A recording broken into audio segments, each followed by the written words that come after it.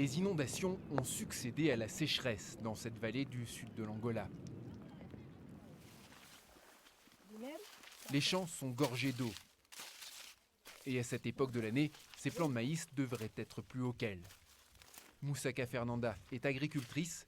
Pour elle, le dérèglement climatique est bien réel et il va lui coûter ses récoltes cette saison. On a attendu la pluie pendant 6 mois. 6 mois de sécheresse, juste après l'hiver. Et quand la pluie est arrivée, on était heureux, on était soulagés. Mais les pluies étaient trop fortes et on n'a pas pu s'occuper de nos champs. On n'a rien pu en tirer.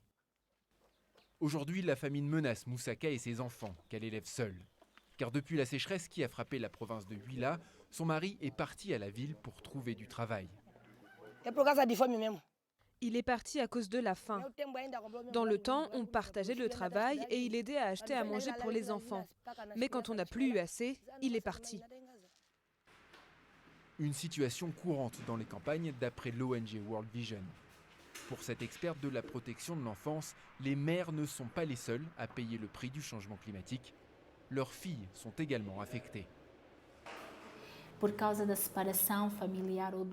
Avec les séparations ou même les abandons de famille, on trouve beaucoup de familles monoparentales.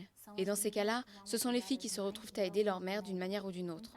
Elles risquent de devoir abandonner l'école parce qu'elles doivent d'abord s'occuper de répondre aux besoins vitaux. Les 2 filles aînées de Moussaka ont arrêté l'école pour l'aider.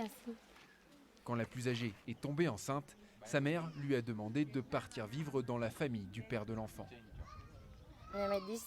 Elle m'a dit, il faut que tu te maries. Tu ne peux pas m'imposer une bouche de plus à nourrir. J'ai déjà du mal avec vous tous. Je ne peux pas avoir en plus ton petit ami et ton bébé. Une décision difficile pour Moussaka, qui doit malgré tout penser aux 8 bouches qu'il lui reste à nourrir.